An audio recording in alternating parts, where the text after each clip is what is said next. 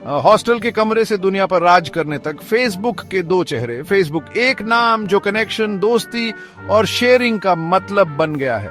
अरबों लोग इसे रोजाना इस्तेमाल करते हैं, लेकिन लाइक्स और खुशहाल पोस्ट्स के पीछे एक डार्क कहानी भी है। एक कहानी जिसमें है कटरोट एम्बिशन, कानूनी लड़ाइयां और आपके डेटा का क्वेश्चनेबल इस्तेमाल। ये कहानी है कि कैसे एक सिंपल वेबसाइट एक एम्पायर बन गई और इसकी क्या कीमत चुकानी पड़ी। हार्वर्ड हैकाथॉन्स और द फेसबुक की शुरुआत। हार्वर्ड यूनिवर्सिटी एक ऐसा स्थान जहां दुनिया के सबसे ब्रिलियंट माइंड्स इकट्ठा होते हैं और जहां इनोवेशन और क्रिएटिविटी का माहौल हर कोने में महसूस किया जा सकता है।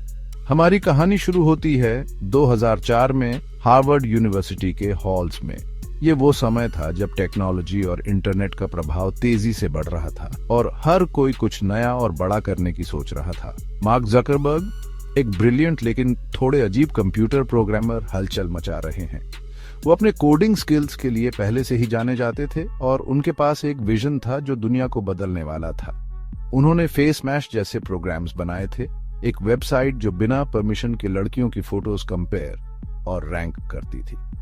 ये कंट्रोवर्शियल था, लेकिन इसने उन्हें कोडिंग और वेब डेवलपमेंट में और भी गहराई से जाने के लिए प्रेरित किया। जकरबर्ग ने अपने दोस्तों एडवार्डो सावेरिन, डस्टिन मॉस्कोविट्स और क्रिस ह्यूज के साथ मिलकर द फेसबुक लॉन्च किया फरवरी 2004 में। ये एक ऐसा समय था जब सोशल मीडिया का कॉन्सेप्ट नया था और लोग इसे समझने की कोशिश कर रहे थे। वो एक सिंपल टाइम था, सोशल मीडिया अपनी शुरुआत में था।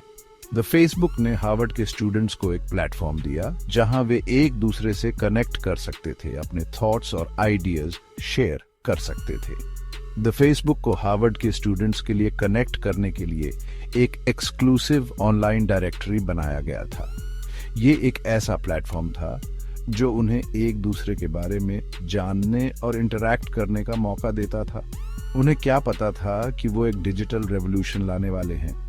द फेसबुक ने न केवल हार्वर्ड में बल्कि पूरी दुनिया में सोशल इंटरैक्शन का तरीका बदल दिया। ये एक ऐसा इनोवेशन था जिसने कम्युनिकेशन और कनेक्टिविटी के नए आयाम खोले। आमना सामना, शुरुआती कामयाबी और विंकलवॉस मुकदमा। द फेसबुक हार्वर्ड में बहुत पॉपुलर हो गया। ये एक ऐसा प्लेटफॉर्म बन गया था जहां छात्र अपने दोस्तों के साथ कनेक्ट कर सकते थे, फोटोज शेयर कर सकते थे और इवेंट्स प्लान कर सकते थे। ये एक सोशल रेवोल्यूशन की शुरुआत थी जिसने हार्वर्ड के कैंपस को पूरी तरह से बदल दिया। हफ्तों में हजारों लोग साइन अप कर चुके थे। हर कोई इस नए प्लेटफॉर्म का हिस्सा बनना चाहता था। फेसबुक की पॉपुलैरिटी इतनी तेजी से बढ़ रही थी कि इसे संभालना मुश्किल हो रहा था। इसकी चर्चा दूसरे यूनिवर्सिटीज तक पहुंच गई।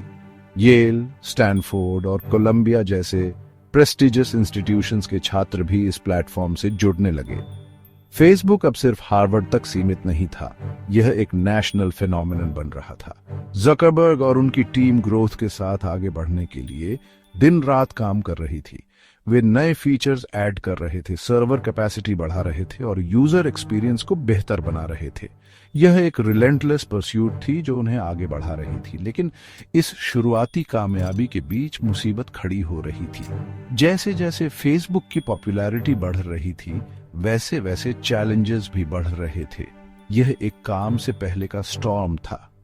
विंकलवॉस ट्विंस, कैमरन और टाइलर और दिव्या नरेंद्रा आ गए। वे तीनों हार्वर्ड के ही छात्र थे और उन्होंने जकरबर्ग पर आरोप लगाया कि उसने उनके आइडिया को चुरा लिया है। उनका कहना था कि जकरबर्ग ने हार्वर्ड कनेक्शन नाम की सोशल नेटवर्किंग साइट का उनका आइडिया चुरा लिया है। यह आरोप बहुत गंभीर था और इससे जकरबर्ग की क्रेडिबिलिटी पर सवाल उठने लगे। एक कड़वा कानूनी मुकदमा शुरू हो गया जिसने फेसबुक के राइज पर साया डाल दिया। यह मुकदमा मीडिया में भी खूब चर्चा का विषय बना और हर कोई इस पर अपनी राय दे रहा था। आखिरकार $65 मिलियन का सेटलमेंट हुआ, लेकिन यह सवाल बना रहा कि फेसबुक का असली इन्वेंटर कौन था। यह विवाद हमेशा के लिए इतिहास के पन्नों में दर्ज हो गया और इसने टेक इंडस्ट्री में इंटेलेक्चुअल प्रॉपर्टी के महत्व को और भी बढ़ा दिया।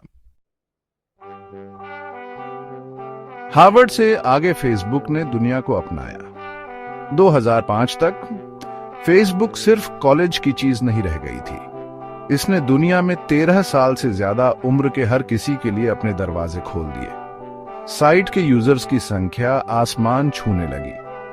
हर महीने लाखों लोग ज्वाइन कर रहे थे। फेसबुक एक ग्लोबल फिनोमिनन बन रहा था। थियल का विजन कनेक्शन पर $1 बिलियन का दांव। फेसबुक के तेजी से एक्सपेंशन ने सबका ध्यान खींचा, जिसमें बिलियनियर इन्वेस्टर पीटर थियल भी शामिल थे। थियल ने फेसबुक में लोगों के इंटरैक्ट करने के तरीके को बदलने की क्षमता देखी। 2005 में उन्होंने $5 लाख का एक जरूरी इन्वेस्टमेंट किया, जिससे इस नई कंपनी की वैल्यू $5 मिलियन हो गई। ये एक टर्निंग पॉइंट था जिसने फेसबुक को अपने ग्लोबल एम्बिशंस को पूरा करने के लिए रिसोर्सेज दिए। न्यूज फीड का बवाल इनोवेशन का विरोध। जब भी कोई नई चीज आती है तो उसे लेकर हमेशा कुछ न कुछ विवाद होता ही है। 2006 में फेसबुक ने एक नया फीचर इंट्रोड्यूस किया, न्यूज फीड। ये फीचर यूजर्स को उनके दोस्तों की एक्टिविटीज एक ही जगह पर दिखाता था। दोस्तों की एक्टिविटीज का ये कॉन्स्टेंटली अपडेटिंग स्ट्रीम रेवोल्यूशनरी था, जिसने फेसबुक को और भी एडिक्टिव बना दिया। यूजर्स को हर पल की अपडेट्स मिलती रहती थी, लेकिन ये सबको पसंद नहीं आया। कई यूजर्स को ये फीचर इंट्रूसिव लगा। यूजर्स गुस्से में थे, उन्हें लग रहा था कि उनकी प्राइवेसी में दखल अंदाजी हो रही है। उन्हें लगा कि उनकी पर्सनल इंफॉर्मेशन अब सबके सामने है। ऑनलाइन प्रोटेस्ट शुरू हो गए। लोग फेसबुक के खिलाफ हैशटैग्स और मैसेजेस शेयर करने लगे। ज़करबर्ग के सामने एक डिलेमा था, पीछे हटना या आगे बढ़ना।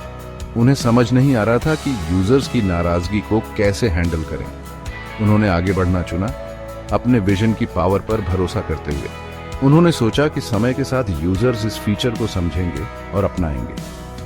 न्यूज फीड बना रहा और आखिरकार यूजर्स ने इसे फेसबुक एक्सपीरियंस का एक इंपॉर्टेंट पार्ट मान लिया। धीरे धीरे लोगों ने इसे अप्रिशिएट करना शुरू कर दिया और ये फेसबुक की पहचान बन गया। डेटा की मुश्किलें, कैम्ब्रिज एनालिटिका का साया। जैसे जैसे फेसबुक बढ़ता गया, वैसे वैसे उसकी प्रॉब्लम्स भी बढ़ती गईं। प्राइवेसी की चिंताएं बढ़ गईं। कंपनी को यूजर डेटा के हैंडलिंग के लिए आलोचना का सामना करना पड़ा। फिर 2018 में कैम्ब्रिज एनालिटिका स्कैंडल सामने आया। पता चला कि political consulting firm Cambridge empire building Instagram, WhatsApp और कंट्रोल की चाह। विवादों के बावजूद फेसबुक ने अपना एक्सपेंशन जारी रखा। उसने 2012 में इंस्टाग्राम और 2014 में व्हाट्सएप को अक्वायर कर लिया, जिससे दुनिया के 2 सबसे पॉपुलर मैसेजिंग एप्स उसके पोर्टफोलियो में शामिल हो गए। इन एक्विजिशंस ने सोशल मीडिया लैंडस्केप में फेसबुक के डोमिनेंस को मजबूत किया, लेकिन इसके मार्केट पावर और कंपटीशन को रोकने की पोटेंशियल के बारे में भी चिंताएं पैदा की। मेटामॉर्फोसिस, एक नया नाम, एक वर्चुअल फ्यूचर, वही सवाल। 2021 में फेसबुक ने एक बड़ा रीब्रांडिंग अनाउंस किया। अब कंपनी को मेटा के नाम से जाना जाएगा, जो मेटावर्स, एक इमर्सिव वर्चुअल वर्ल्ड बनाने पर इसके फोकस को दर्शाता है। इस बोल्ड मूव ने सोशल मीडिया से आगे बढ़कर ऑनलाइन इंटरैक्शन के फ्यूचर को शेप देने के फेसबुक के एम्बिशन को दिखाया।